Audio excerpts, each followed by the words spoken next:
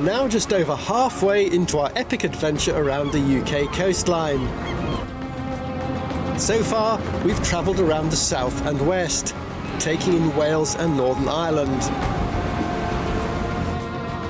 We began on the southeast coast of the mainland. Now we've reached the most northwesterly point. We're heading along one of the most remote and dramatic coastlines on our islands, the north coast of Scotland. This is a spectacular part of the country, but it's also a hostile and a very unforgiving place. To live on this stretch of the coast, you need to be resourceful and self-reliant. Every aspect of life here is shaped by the harsh environment and by isolation. This is a place beyond the reach of capital cities. Parts of it are closer to the Arctic Circle than they are to London. It's a wild landscape and one of the least populated areas of Europe. But sometimes it's an advantage to be out of the way, a fact that's drawn everything from nuclear power to NATO onto this stretch of coast. To help me explore life on Britain's northern rim, I'm joined by our team of experts. Neil Oliver examines how the notorious Highland clearances forced an entire population to live on the coast. Alice Roberts investigates what went wrong with a dangerous atomic experiment at Dounreay. We discover how a failure of our coastal defences in the Second World War caused the Navy to suffer one of its worst tragedies.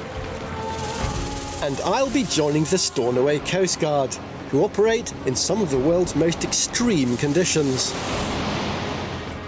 This is Life on the Edge.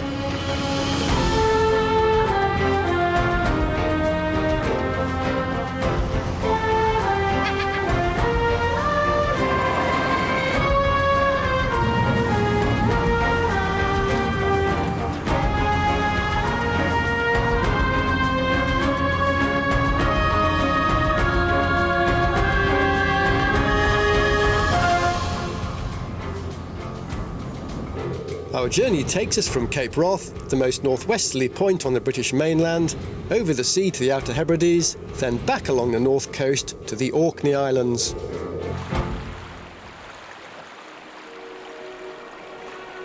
The wonderfully evocative name Cape Wrath comes from the Norse for turning point. Since Viking times, this northwest corner's been a vital landmark for sailors. A small community lived on the headland until the 1940s. Now, its only inhabitants are red deer and seabirds. It's the site of the highest sea cliffs in mainland Britain, and is one of the last great wildernesses in Europe. Most of the time, it's a very peaceful place, but not today.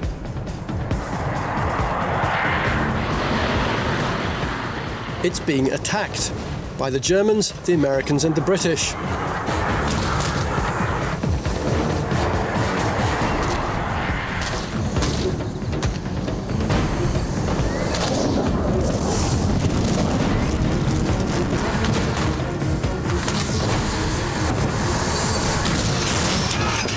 We're in the middle of a major NATO military exercise. For over 70 years, Cape Wrath over there has been used as a firing range.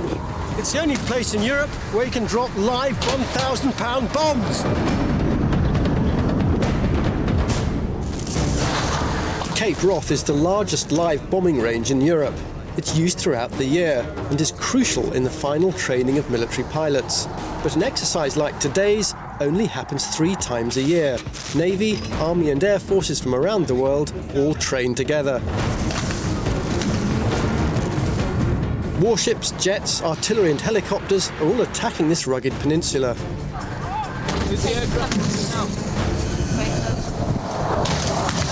Commander Mark Alibon is overseeing the exercise. Hello, Mark. Good to meet you. Why Cape Wrath? I mean, it's up here at the top left-hand corner of the British mainland. Why is it so suitable? It's the only place in the Northern Hemisphere where we can bring all 3 services together to train at the same time. So there are parts of the country where we can do fast air and artillery, where we can do mortars and artillery and fast air, but it's only in this part of the world that we can bring the naval element into that mix as well. For ship 1, is 6 This exercise is a first. They're testing whether a specially trained 6-man mobile unit can control all of the military's hardware in a coordinated attack. We're developing a newer concept that's come out of a lesson from the last Gulf War in terms of how we can more efficiently employ all that firepower into one area at the same time to create the greatest effect, making sure that we win the battle much quicker in terms of, which means we save lives and also we spend less money doing it. Cape Wrath is a pretty inhospitable place, but is it ideal for military purposes? In terms of training on the ground, it's ideal. It's pretty hostile for the troops to survive on the ground. It's difficult sea conditions and sea states for the Navy to operate in, and of course it's demanding to fly in. So if we can train with live munitions in this sort of environment and continue to cope, then we can probably go most places in the world. So the wetter, the windier, the colder, the less the visibility, the better the training's going to be? Yes, unless you're participating in it. But yes, it's demanding for the troops. Yeah. So if they can survive in that and continue to operate, importantly, then that's what it's hugely valuable. End of mission for them.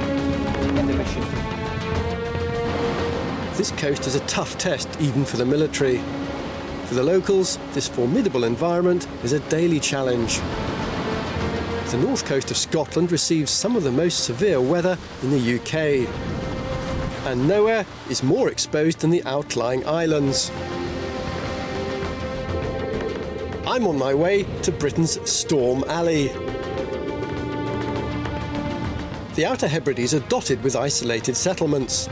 A population of 26,500 people is spread over 13 islands.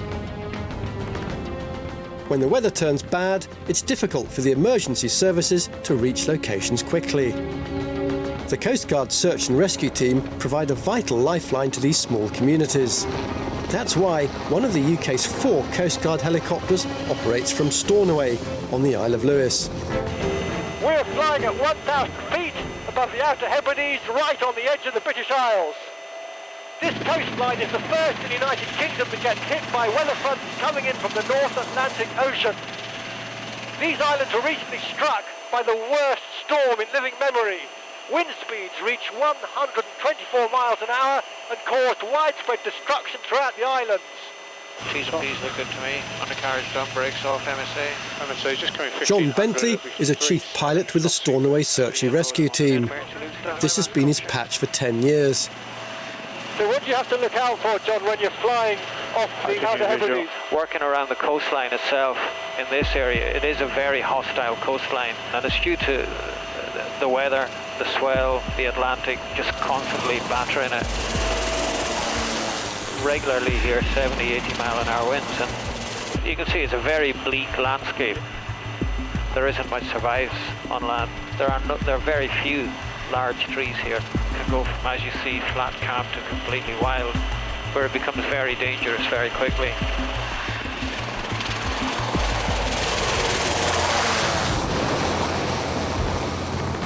The Coast Guard helicopter team cover 2,900 miles of coastline, dealing with everything from road traffic accidents to medical emergencies. They also operate up to 240 miles out into the North Atlantic, in some of the world's roughest seas. The team are regularly called out to evacuate crew from stranded fishing vessels, even when it means operating at the very edge of their fuel range. The farther out you go, the swell becomes larger and more consistent. The biggest I've seen is probably about 80-foot seas. 80-foot waves? Yeah. 80 foot? 80 foot. That's pretty terrifying. And we can fly this in pretty much the worst possible conditions. And we're quite happy to go out in pretty much all conditions. We know what we can do, we know where our limits are, and we'll push it right up to our limits, but we also have to know when to stop.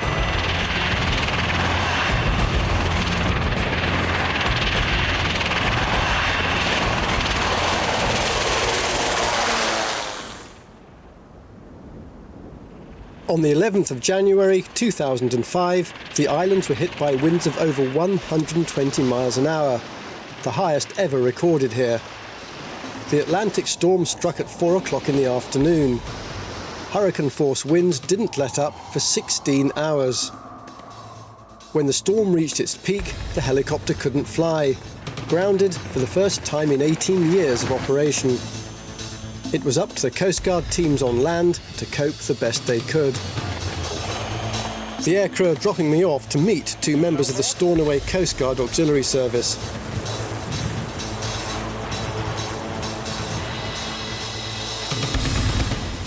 The service is made up of volunteers from all walks of life. Willie McRae owns a local building firm, and Dave Woods runs a parcel delivery service to the islands. They were one of 5 teams patrolling the Outer Hebrides on the night of the storm. And what was the weather like compared to other storms that you've been in? I've never witnessed weather like it in Lewis. No. Don't particularly want to see it again. It's the worst weather I've ever seen here. The sea was the worst. The town centre was definitely the most horrendous I've ever seen. I've never seen waves and spray. It was just white water. The height of these buildings. Yeah. The spray was actually breaking right over the top of it. Over the top of these 3-storey buildings? Yeah. The storm wreaked havoc. Fishing vessels were ripped from their moorings, houses flooded, roads and electricity cut off. A state of emergency was declared on the neighbouring island of Skye. Dave and Willie were out all night assisting the other emergency services. Take oxygen to an old woman in a village about 10 miles out of Stornoway. We started helping the ambulance boys because they were working to capacity. 4 o'clock was the deadline, but she had enough oxygen to keep her going till 4 in the morning. So you had to get there? We had to get there. It wasn't a kind of, let's try and get there. No. Yeah, physically had to be there. There was no other means of getting it there. So what kind of qualities does a Coast Guard have to go out in the night like that? Well, he needs to have no brain for a start. Nah. It's your way of saying that you need a little bit of courage, I think, isn't it? I suppose it's just a job you get on with and you do it. Well, what do your families think? You know, because you're volunteers, it's not as if you're full paid up professionals. Well, his wife was annoyed that he went out and mine was wanting me to stay out longer.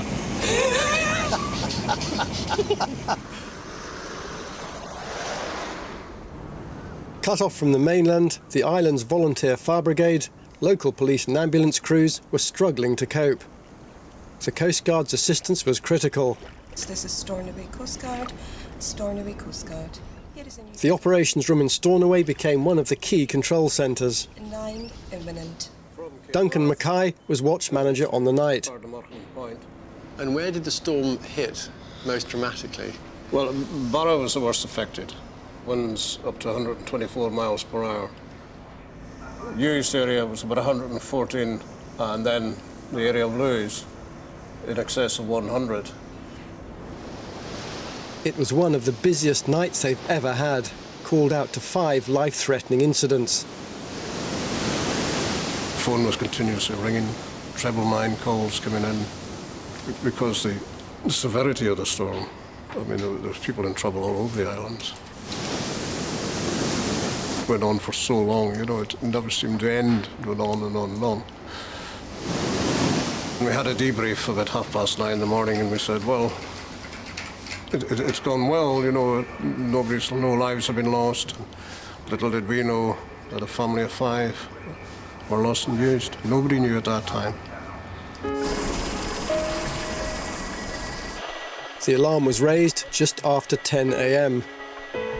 Over 60 miles away on the island of South Uist, the McPherson family were reported missing. They were last heard of at 7 o'clock on the night of the storm, fleeing their home as it was battered by tidal waters. But they never reached their destination. The whole community joined the search and rescue team to comb the area.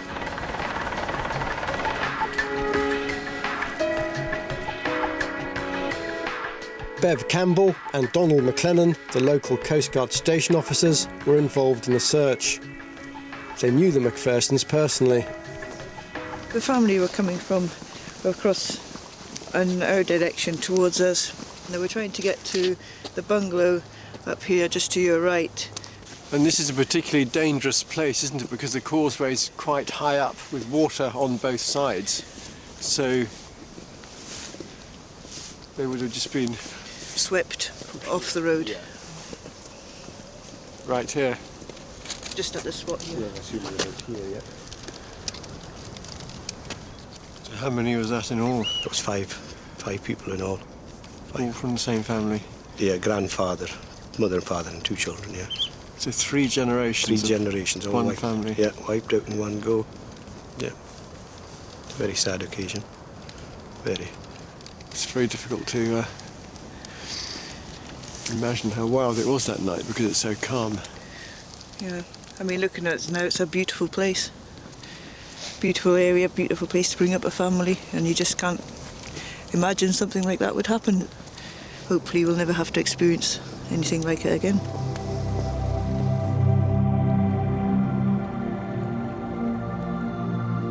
There's a fear among locals that such winds might strike again. Records show that the incidence of extreme weather has doubled in the last decade. A result, it's now widely acknowledged, of climate change. The communities of the Outer Hebrides live on the front line. For these exposed islands, all that separates peace and beauty from tragedy is a change in the weather.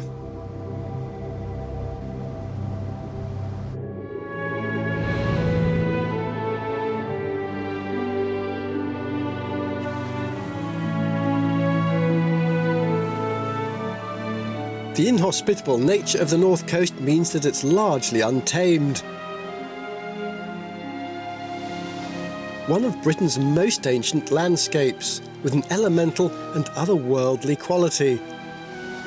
Yet there's evidence that people have lived along here for at least 5,000 years. Although much of the land is barren and infertile, people have always found ways to take advantage of the limited resources.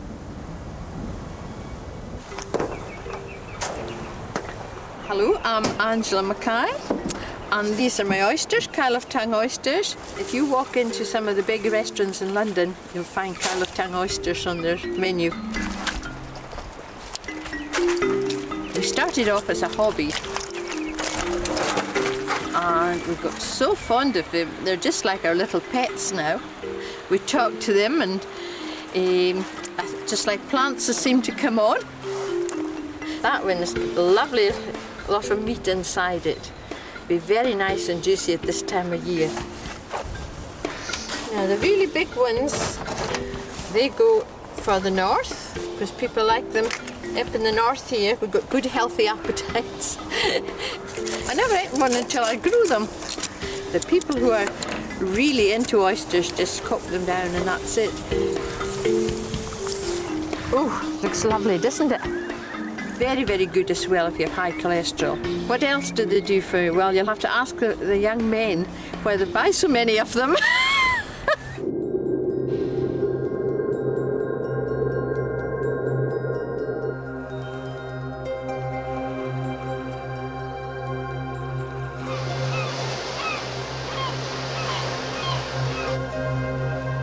Despite the challenging environment, there's a surprising number of settlements perched up here on the northern edge of Scotland.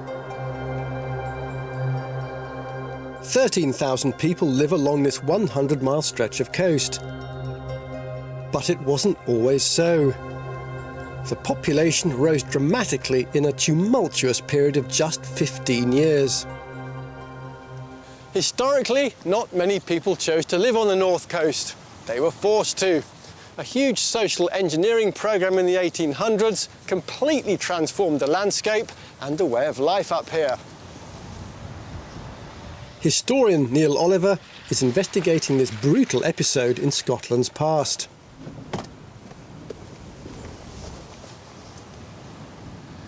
This is Betty Hill. It's just a small coastal village, but its very existence is a clue that leads 200 years back into the darkest period of Scottish history. The events that created this place, and scores of others like it up and down this stretch of coastline, have left a deep and painful scar on the people's memory. Theirs is a story that ends on the coast, but that starts inland.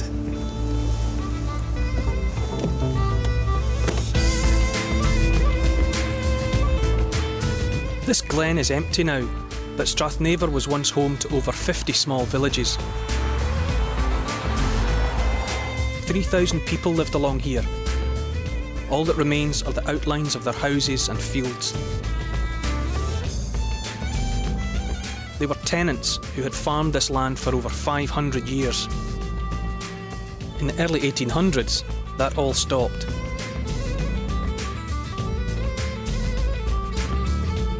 The landowners, the Marquis of Stafford and his wife, the Countess of Sutherland, had done their sums. Sheep farming was much more profitable. The tenants would have to go. Between 1814 and 1821, they forcibly evicted around 500 families, pushing them out to the coast.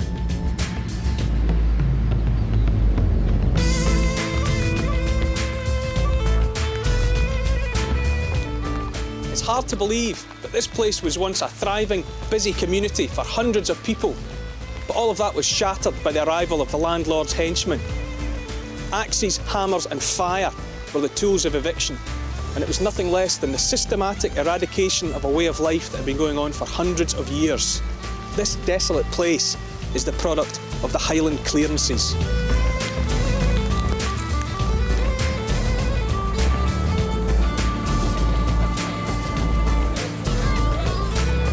The Highland clearances saw one of the biggest mass movements of population ever in Britain. Between 1760 and 1860, around 250,000 Scots were forced out of their homes to make way for sheep.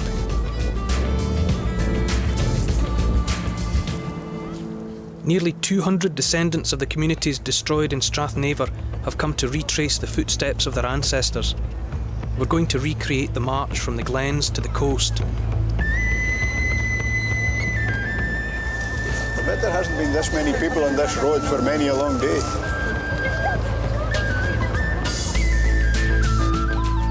The Strathnavor clearances were among the most vicious in Scotland, pushed through at a frantic pace. This 20-mile glen was emptied in only 7 years.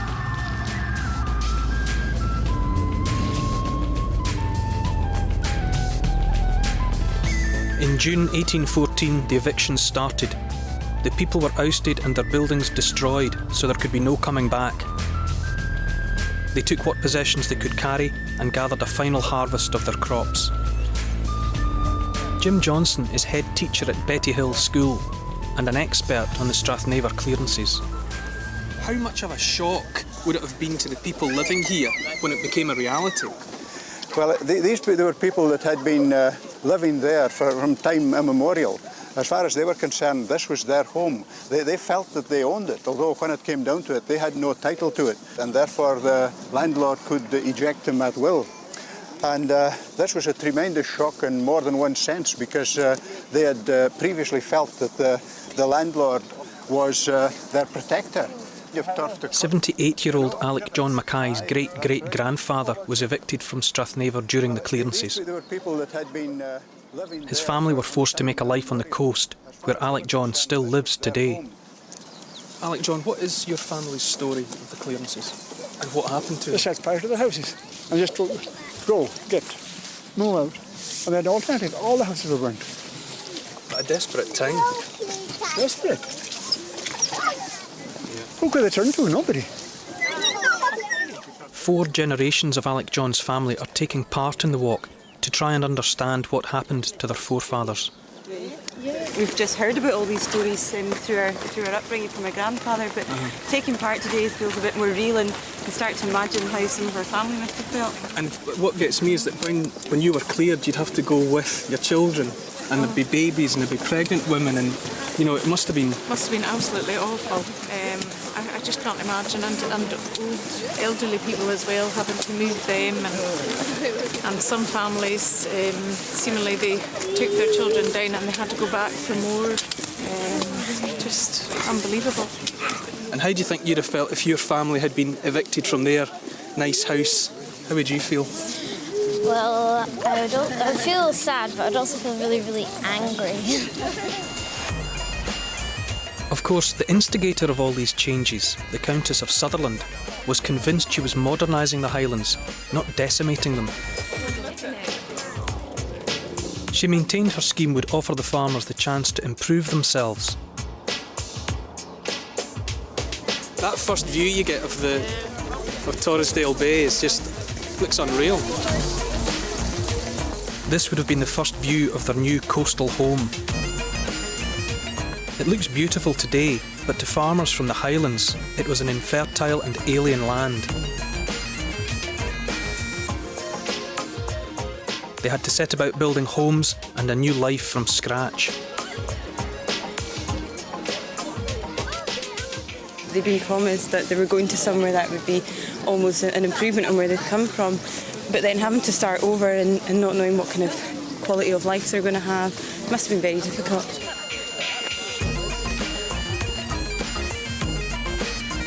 The estate had big plans to make the coast profitable and quadruple its income. To develop industries such as fishing and gathering kelp. They claimed their tenants were idle and corrupted by alcohol. That it was time to shake them out of subsistence living and make them work. If you look around here at the lines of the fences all along there, then you see that they're not very widely separated. These were allotments laid off in about 2 to 3 acre plots, so that these lots would not be sufficient to actually sustain a family, but in the words of the estate, to pinch, to make it difficult for people to live here in their traditional way. So not content with forcing a new lifestyle on them, they deliberately made it harder anyway? Well, yes, to force people into becoming more industrious, to try to pursue fishing perhaps, and to try to pursue other trades if they could do them. But the scheme failed on the north coast. Inland farmers had no experience of fishing. And the estate didn't help. They spent their money on roads instead of harbours.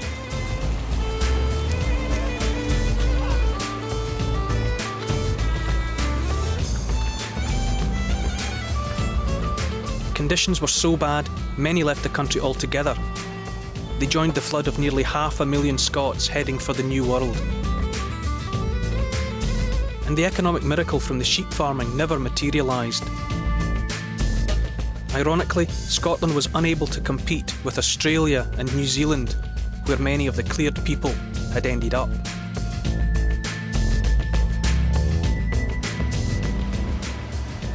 Today was a bit special. It was a bit bizarre as well. In my experience, the Highlands are empty places, and to find myself in the middle of a couple of hundred people walking along that road was, well, it was unique. And it reminded me that the Highlands weren't always empty, they were made that way. The Highland clearances were like a centrifuge that spun and threw everybody out to the rim. And they changed the coastline here forever and made it the way it is today.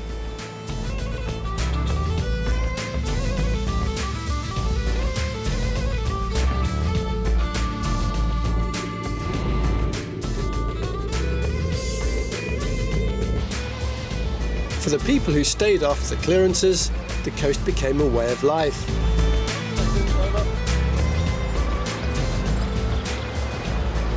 Most took up small-scale fishing and farming. Cottage industries have grown up too, and the region's become a popular spot for fugitives from the rat race. The local economy also gets a much-needed boost from tourism, and it's easy to see the attraction. One of the most exciting things about making this journey is the sheer number of wonders around every corner. It may be difficult to get up here, but tens of thousands of visitors a year make the effort and enjoy what Scotland's north coast has to offer. Beauty, though, is in the eye of the beholder.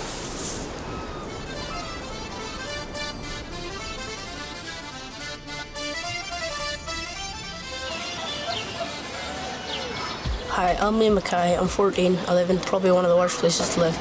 It's so boring. There's nothing to do but stand around here at the toilet blocks.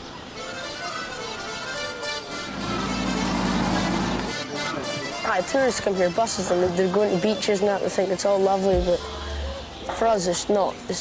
We're too used to it. It's boring. They're older than us, and they've read about it, but they haven't actually lived here. You see, there's plenty of hills you can run about on. What's to do on a hill? People get really annoyed because, like, we annoy them by doing stuff like knocking on the houses and running and that. It's only because we've got nothing to do. So if they did something about that, that would stop. Jumping bike or whatever. They would complain and say it's just going to be upsetting for the tourists. But technically, we don't care for the tourists. We just want something to do. Keep following that road, you'll get to it. Right. People stop and ask directions, which we have great crack in and give them the wrong directions.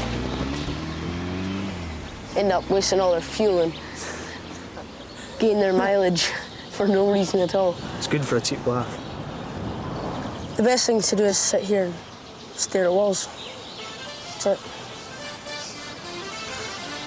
That's our life story. Yeah, that's our life story. Standing and staring at walls.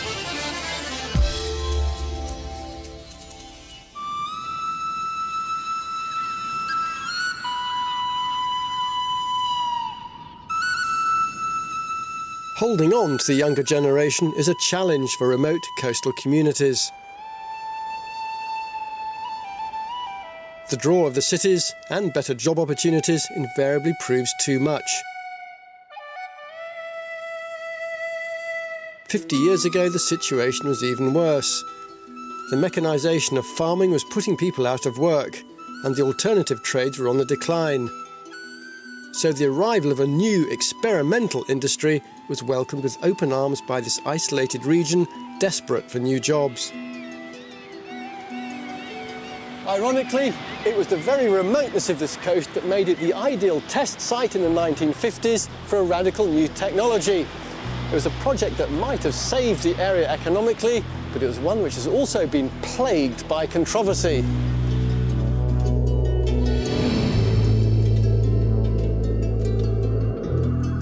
Dounreay's dome is a potent symbol, once a futuristic promise of the nuclear age. But the plant has also confirmed some of our worst fears about the dangers of the atomic industry. Alice Roberts is exploring its checkered history. This remote location was chosen as a site for a unique experiment into nuclear energy. Now, the plant was actually closed in 1998 and it's now in the process of being decommissioned. So I've come here to find out about the secrets that are being exposed as it's being dismantled. Very few people get to see inside the famous Dome of Discovery. Mike Brown is in charge of decommissioning the reactor. It's enormous. Well, this is the Dounreay fast reactor, the Sphere. Quite a landmark, I guess, on the north of Scotland. Yeah. It was started construction about a month before I was born, back in 1955. They were not really very sure what was going to happen with it. So this is security? In a large pressure vessel, yeah, which is what we're in now. And they built it right in the north of Scotland, well away from everybody else. So this is specifically to contain anything, if anything goes wrong with the reactor? If anything went wrong, this would contain the radioactivity. Right. And it was pioneering of its time, wasn't it? Absolutely. They were right at the forefront of technology. Was it Britain's first fast breeder reactor? This is the first electricity-producing fast breeder reactor in the world. Atomic power was in its infancy when Dounreay was built in the 1950s.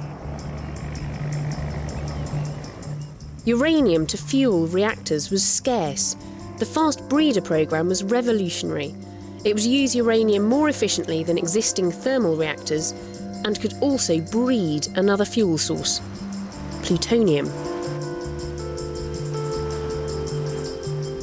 The dream was electricity too cheap to be metered.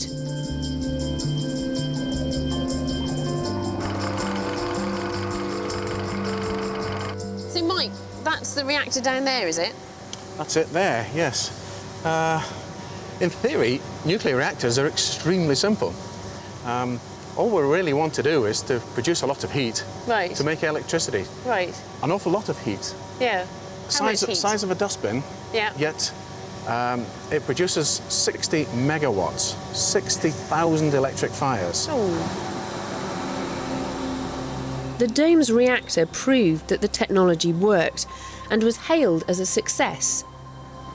It was primarily a research site, but went on to generate electricity for over 30 years. But the fast breeder programme proved a dead end. The government decided it wasn't cost effective. It's estimated that the Dounreay clear-up operation will take at least 30 years and will cost around £3 billion. It's all a bit ironic, really, because they built the whole system in about 3 years, and it's taking us 30 to get rid of it. And when they built the reactor, they had no idea about taking it apart. They weren't worried about that. And presumably hadn't considered the problem of radioactive waste either. So they hadn't to do really with that. bothered about any of these factors.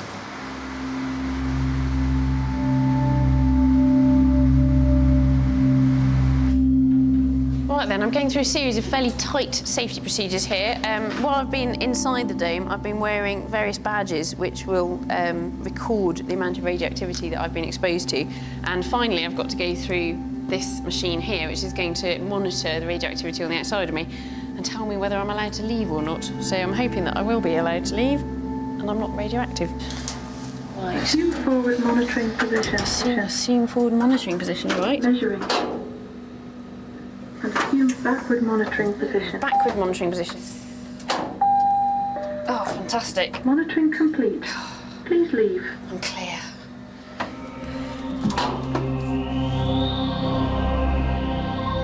Throughout its life, Dounreay has been dogged by problems.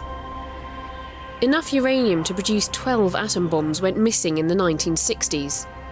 A shaft used to dump highly dangerous nuclear waste exploded in the 1970s.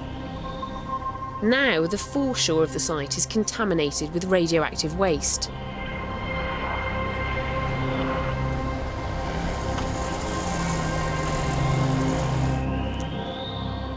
And just along the coast, they've paid a price for being located next to a nuclear experiment.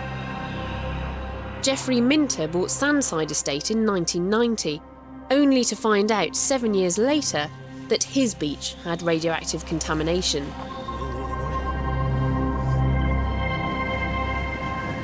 It's a beautiful beach, Geoffrey, but what exactly is the problem with it? The problem is radioactive metallic particles. And if one were to lodge in any part of the body, be it a human or an animal, it could obviously have a very serious effect, because these are like red-hot pieces of coal that carry on burning for 300 years or more. So, Geoffrey, how did you feel when you found out about this project? Because you must have been pretty angry. I was very shocked. I know you can say, well, why, if you buy next door to a nuclear establishment, you can expect a problem. But I don't think you should expect a problem, and I don't think anybody else expects a problem. Quite the reverse. I would expect it to be very carefully contained, and it's lack of containment that has caused this issue. So, Geoffrey, do you go down on your own beach? No, I don't go on my beach. It does concern me. Nobody really knows too much about these things. We had 2 dogs which we used to walk regularly on the beach every day, and they both suddenly died from tumours. I can't prove anything, but I don't want to take the risk. Over 50 radioactive particles have now been found on Geoffrey's beach. The UK Atomic Energy Authority admits there may be hundreds of thousands of them out at sea. Mark Murray is Dounreay's technical advisor on decommissioning. As far as we are aware, that there seems to be a cache of particles just offshore, and it was likely to have been an accidental release through the site drainage back in the 1950s and 1960s, when they didn't not care but didn't understand the consequences to their actions. Now we're taking responsibility and said, right, we've done this, it's our responsibility to clean it up. It's left you with an immensely expensive legacy of It has done, cleaning yes, and we can't shy away from that. We've got an obligation. We built and operated this site, so we've got an obligation to make sure that when we leave this site, it's in an acceptable form, that it can be, people can wander into here without any fear of contamination. But there's no easy solution to the leaked nuclear material.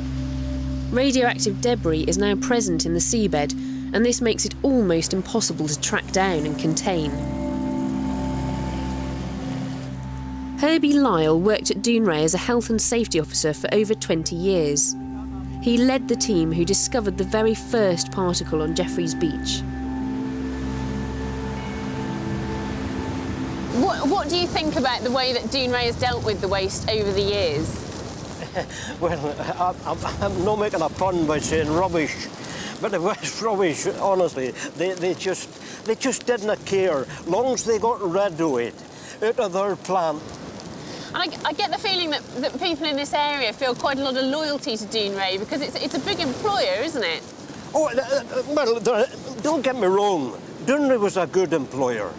It was the cowboys in Dounreay at Buggerty Place. This is what has happened now. This beach is contaminated. It's a great pity because there was nothing wrong with the industry at all as far as the production of electricity was concerned. Yeah. The reactors ran perfectly. There was no problem. The problem was when it came to waste. They never ever considered how much a problem it would be, the waste. But I think that applies throughout the whole country, the whole of the industry. Yeah. And it's something they should have looked at before they started building a place. What are we going to do with the rubbish? But they did not do that.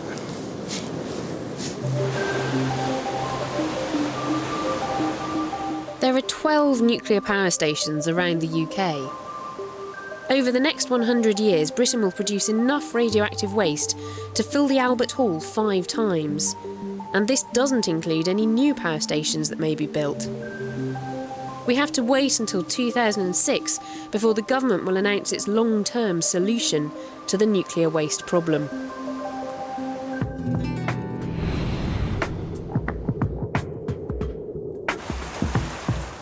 We've come almost 20 miles from Dounreay to Dunnet Bay. Even this beautiful beach hasn't escaped the nuclear plant's reach. They've recently discovered a contaminated particle here too.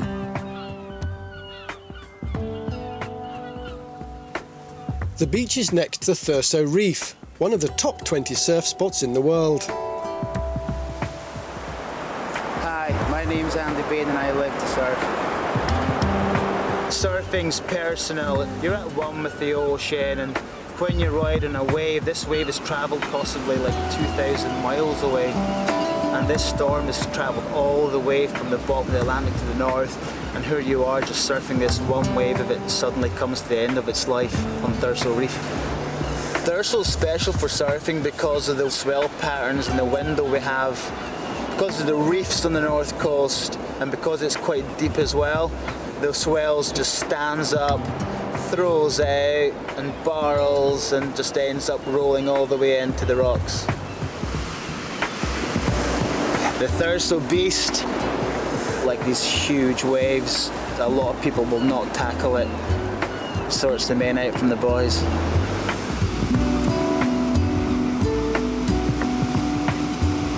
If you got something that good, then why go elsewhere? And the best thing is about it, there's not a lot of people that come here.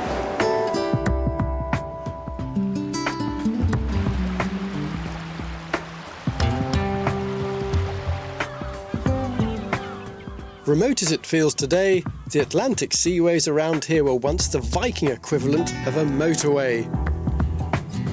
1,200 years ago, they were part of a great trading route between Norway and Ireland. The north coast was a key part of the Viking Empire and remained under Scandinavian control for 600 years. Long after the Vikings had gone, it remained a place of vital strategic importance. This is Dunnet Head, the most northerly point on the British mainland, further north but less famous than its neighbour John O'Groats. Once you're here, it's easy enough to feel removed from world affairs. But it wasn't always like this. During the First and Second World Wars, the main base for the British Navy was just a few miles to the north, over there on the Orkney Islands.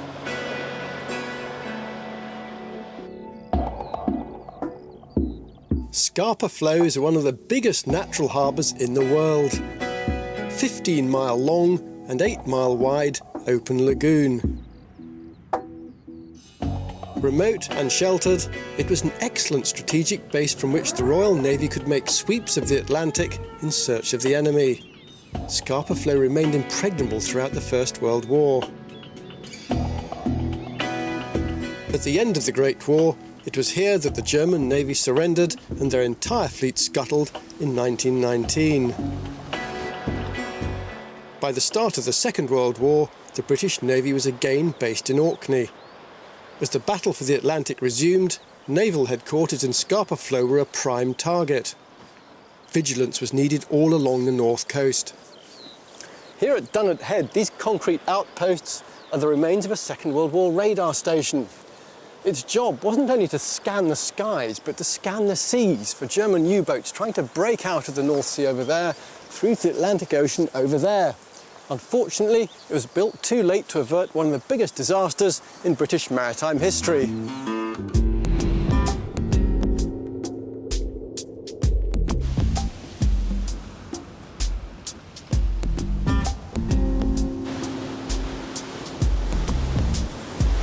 Neil Oliver is on his way to Orkney to pay tribute to the 833 men and boys who lost their lives on the battleship HMS Royal Oak.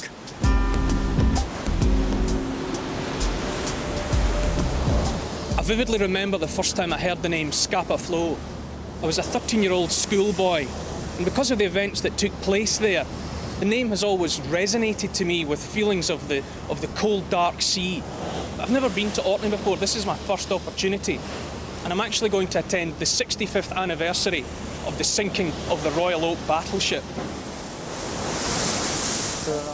Arthur Smith and Kenneth Toop served as boy seamen on board HMS Royal Oak. They're among only 12 living survivors of the biggest loss of life ever inflicted on the Royal Navy in home waters. Have you been on this route before? No, I've not been back here for 64 years, mate. Well, last time I saw you was when I left to Manchester in February '41. That's right. Up in Hammond. I'm hoping they can help me piece together the events of that ill-fated night in 1939. Not bad, not bad. You're tuning over memories. Yeah. It's very emotive, this memorial thing, you know. Yeah. I mean, you don't think about them 24 hours a day, 7 days a week. Sometimes you might not think about them for months on end. Quite honestly, it was 65 years ago, and it's as plain now in my mind as it was the night it happened. On the night of Friday the 13th October 1939, HMS Royal Oak was the only British battleship in Scapa Flow.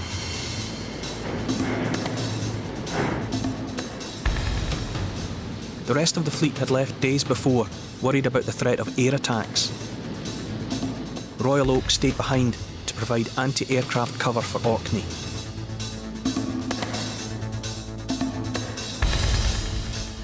World War II was only 6 weeks old. Arthur Smith and Kenneth Toop had been on board Royal Oak since war was declared. They were 16 and 17 years of age. I know, I can hear the noise now.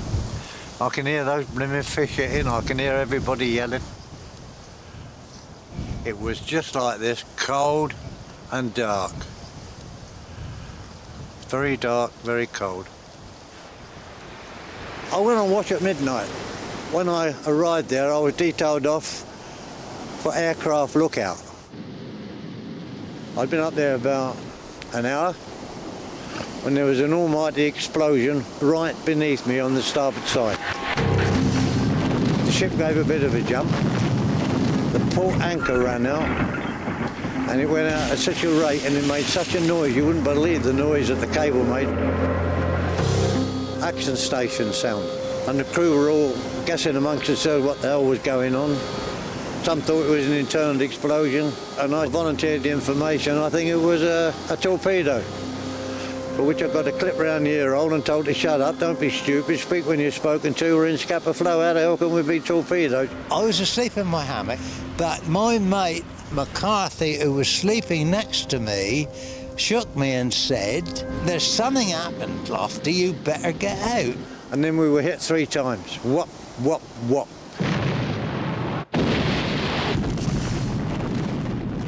And the ship immediately started to list. Then the order came, abandon ship. I dived in the sea, closed, boots, the lot. When everybody's at danger of risking their lives, there's nobody left to give orders, is there? You massive explosions and fire swept through the ship. Tunnel systems, everything is gone. You're completely on your own. I decided the only thing to do was to strike out for shore. But in fact, I was going in the opposite direction and swimming towards the middle of Scapa Flow.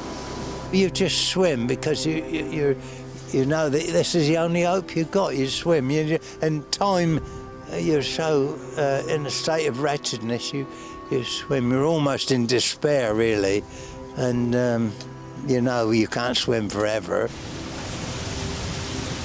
I heard a splashing alongside me, another swimmer, and we decided to swim in tandem, shore sides.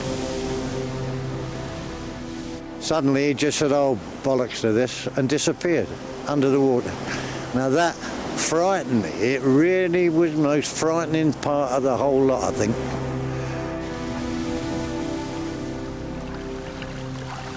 You know, I'm just so thankful now that I made it, and you know, so sorry that so many didn't. But of course, changes nothing, does it?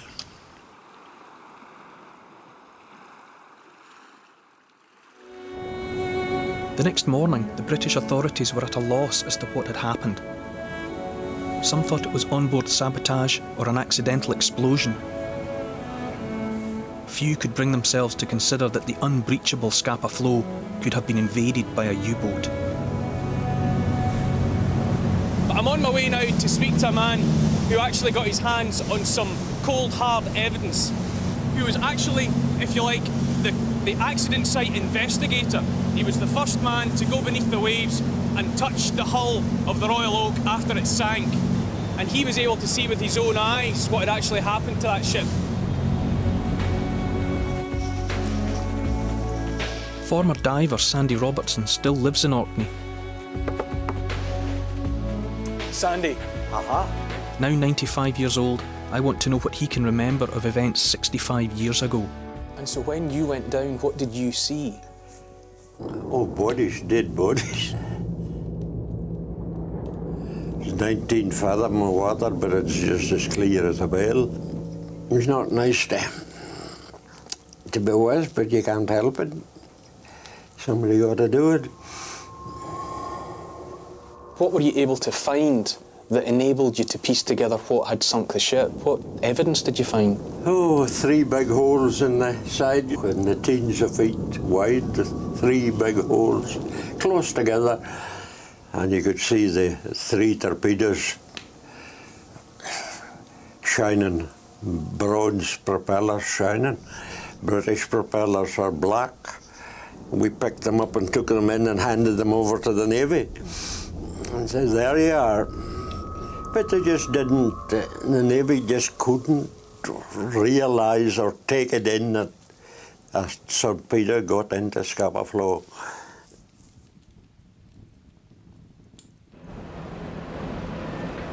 By the time Sandy produced his evidence, the crew of U-47 were returning home to a hero's welcome. Its leader, Commander Gunther Prien, was nicknamed the Bull of Scapa Flow. Hitler awarded him the first ever Knight Cross and described the mission as the proudest deed that a German U-boat could possibly carry out. Prien had been hand-picked to achieve the impossible and penetrate the defences of the Royal Navy's home base. German intelligence had found that of the 7 entrances into Scapa Flow, 1 was protected by only 2 sunken ships. Prien manoeuvred his way through and struck at the heart of the British fleet.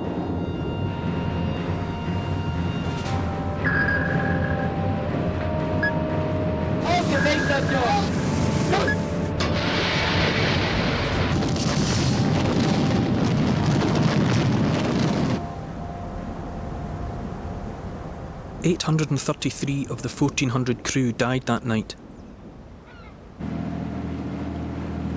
Many of the survivors returned to active service in Scapa Flow only a month later, and it remained the Navy's main base for the rest of the war.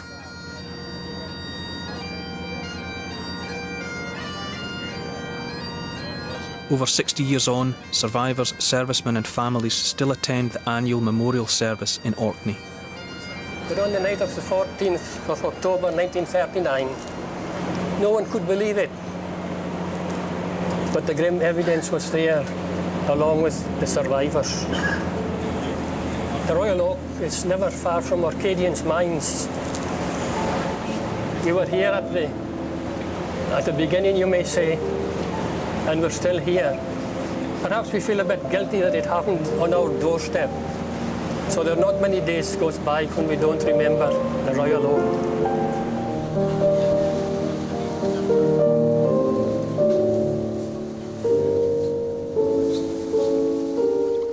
Today, a wreck buoy marks the war grave where HMS Royal Oak rests.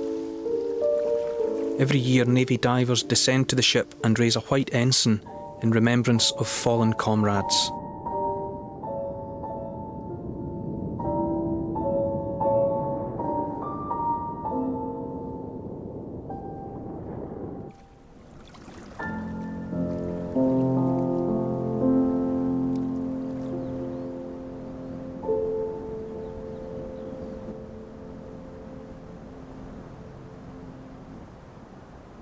This coast has been as tragic as it is spectacular, and yet it has an exhilarating end-of-the-world feel. And you can see for miles.